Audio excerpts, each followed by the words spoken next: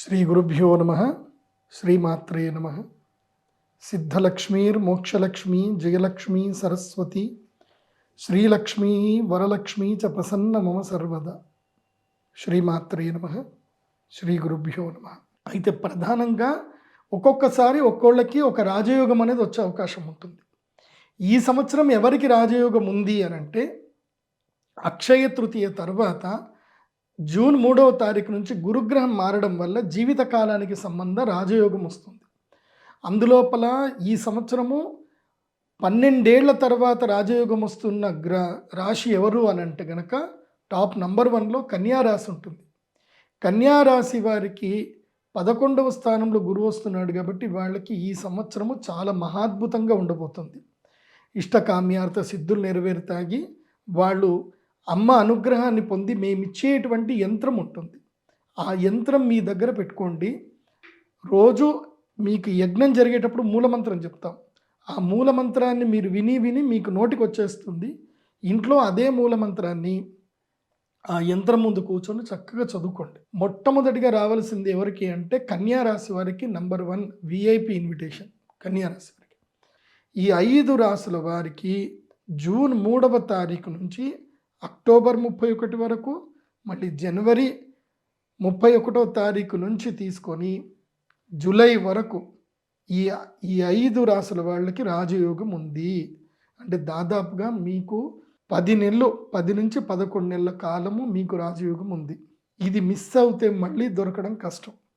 కాబట్టి ఈ 5 రాసుల వాళ్ళు తప్పకుండా యాగానికి బుకింగ్ చేసుకోండి. 100 మందికి మాత్రమే అవకాశం, వేరే వాళ్ళకి అవకాశము లేదు. బాగా గుర్తుపెట్టుకోండి. సో నా వెబ్సైట్లో pradeepjoshi.com వెబ్సైట్కి వెళ్ళండి, బుకింగ్ చేసుకోండి. ఇప్పుడే మీరు వెబ్సైట్లోకి వెళ్ళి బుకింగ్ చేసేసుకోండి. శ్రీచక్రపీఠం వచ్చినాక బుకింగ్ అమౌంట్ ఫస్ట్ కట్టండి. తర్వాత రిమైనింగ్ అమౌంట్ పీఠానికి వచ్చిన తర్వాత మీరు చెల్లించవచ్చు. యంత్రం ఇవ్వడం జరుగుతుంది. అయితే ఒక చాలా ముఖ్యమైన విషయం, అక్షయ తృతీయ రోజు యాగానికి వచ్చేటువంటి వారు ఏంటంటే కనుక ఏదో తొందరగా ఈ టైంకి అయిపోతుంది యాగం, మేము వెళ్ళిపోతామని మాత్రం దయచేసి అనుకోవద్దు. క్రౌడ్ ఎక్కువగా ఉంటుంది. నేను అందరికీ టైం ఇవ్వాలి కాబట్టి ఓపికగా నిశ్చింతంగా రండి. కార్యక్రమ వివరాలు ఎలా ఉంటాయో కూడా చెప్తాను. సరే, ఈ 5 రాశి వాళ్ళైనా వేరే వాళ్ళు రావద్దానంటే మీ అందరికి కూడా మిగతా 7 రాసుల్లో 2 రాసులకి కొంచెం కష్టంగా ఉంది. వాళ్ళు వస్తే రావచ్చు, లేకుంటే లేదు. అది సింహరాశి, తర్వాత వృషభ రాశి. సింహ వృషభ రాశి వాళ్ళకి ఈ రాబోయే కాలం లోపల కేవలము జూలై తర్వాత, జూన్ తర్వాత మాత్రమే వాళ్ళకి యోగ సిద్ధి కలుగుతుంది. కాబట్టి జూన్ తర్వాత కూడా కాదు, కొంచెం ఎప్పుడైతే పంచమ స్థానం లోపలికి సింహరాశి లోపలికి గురువు వచ్చినప్పుడు మాత్రమే వీళ్ళకి ఏదైనా యోగిస్తుంది. కానీ మిగతా వాళ్ళకి బాగానే ఉంది. సో వృషభ సింహరాశి వారికి మాత్రం అంత అనుకూలంగా లేదు. మీరు రావచ్చు, సేవ చేసుకోవచ్చు, యాగం కూడా చేసుకోవచ్చు. బట్ మీకు నేను ఇన్విటేషన్ ఇచ్చేది మాత్రం ధనత్రయోదశికి. ఎవరికి? వృషభ రాశికి, సింహరాశికి ధనత్రయోదశికి రండి. అక్షయ తృతీయ రాకపోయినా పర్వాలేదు. అక్షయ తృతీయ అనేటువంటిది మహాద్భుతమైనటువంటి పండగ. ఇది ఒక విలువైనటువంటి ముహూర్తం. ఇది చాలామందికి తెలియదు.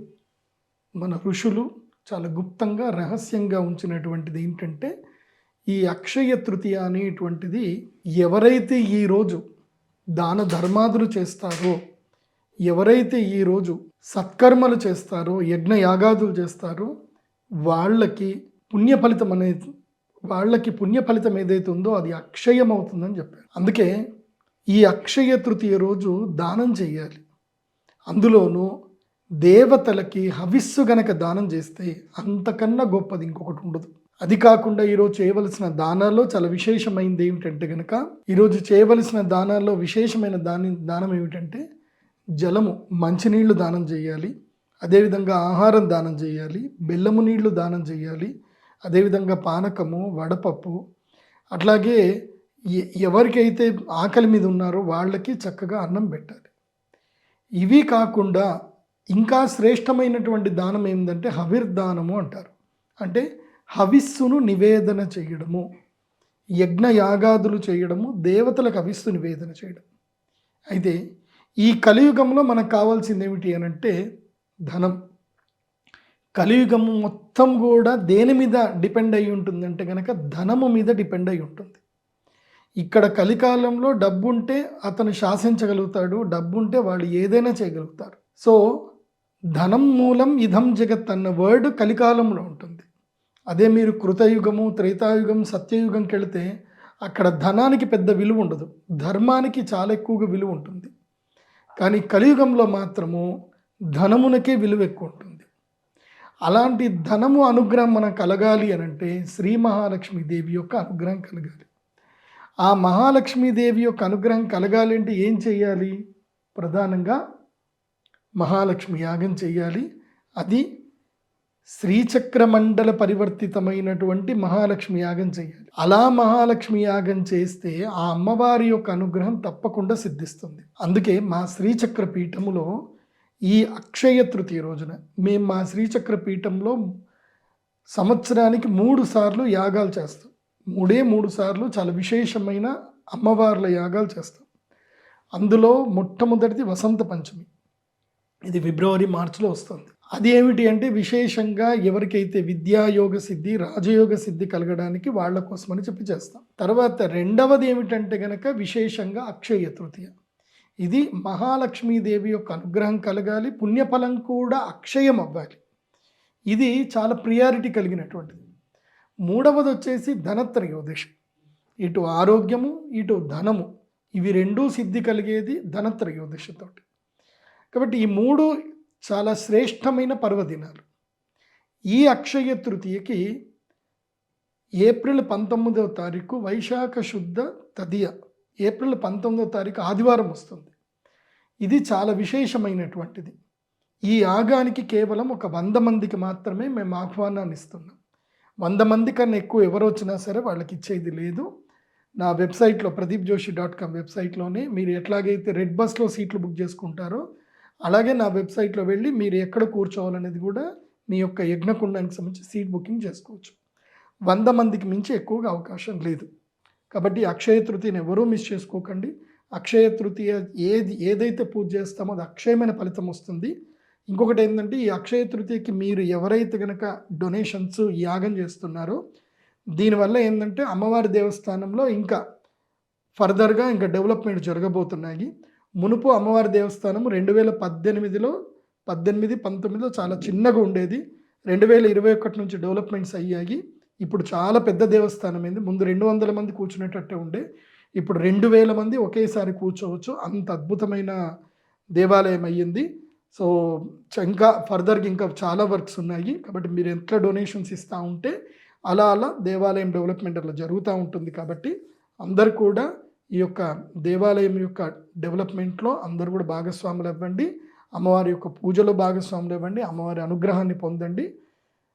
అక్షయ తృతీయని ఎవరు మిస్ చేసుకోవద్దు. ఎవరికైనా టికెట్లు దొరకలేదన్నా సరే, సీట్లు దొరకలేదన్నా బాధపడొద్దు. మళ్ళీ ఇప్పుడు ఇమీడియట్లీ మేము ధనత్రయోదశికి కూడా కోటా రిలీజ్ చేసేస్తున్నాము. ఇప్పుడే ధనత్రయోదశికి కూడా బుక్ చేసేసుకోవచ్చు. కాబట్టి తొందరగా బుకింగ్ చేసుకోండి. ఇంకా దాదాపు ఇంక 50 సీట్లు అయిపోయాయి. ఇంకో 50 సీట్లు మాత్రమే ఉన్నాయి. వెబ్సైట్లో బుక్ చేసుకోండి. ఇంకా మీకు ఏమైనా డౌట్స్ ఏమైనా ఉంటే కనుక కామెంట్స్లో డౌట్స్ పెట్టండి. అందరికి కూడా క్లారిఫై చేస్తాము. అక్షయ తృతీయని ఎవరు మిస్ చేసుకోవద్దు. మళ్ళీ చెప్తున్నాను, ఏ రాసుల వాళ్ళు అంటే రావాల్సింది ప్రధానంగా రావాల్సిన రాసులు భవిష్యత్తులో 11 నెలల పాటు రాజయోగం ఉన్న రాసులు ఎవరు అంటే కన్యా రాశి, వృశ్చిక రాశి, అదేవిధంగా మకర రాశి, మీనరాశి, మిథున రాశి. ఈ 5 రాశుల వాళ్ళు తప్పకుండా రావాలి. మిగతా రాజయోగం అయిపోతున్నటువంటి రాశులు జూన్ 3 వరకే ఉన్నటువంటి రాశులు ఏంటంటే కనుక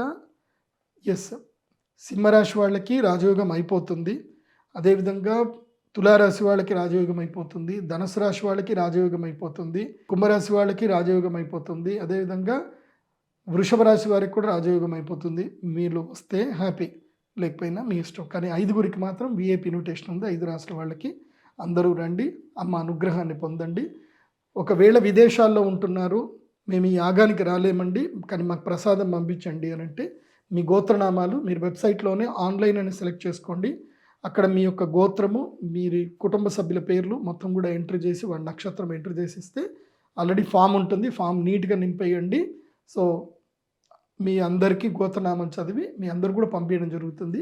విదేశాల్లో ఉండేటువంటి వాళ్ళకి మాత్రం కొరియర్ ఛార్జెస్ ఎక్స్ట్రా ఉంటాయి. So don't miss it. అందరూ సంతోషంగా ఉండండి, అందరూ హ్యాపీగా ఉండండి.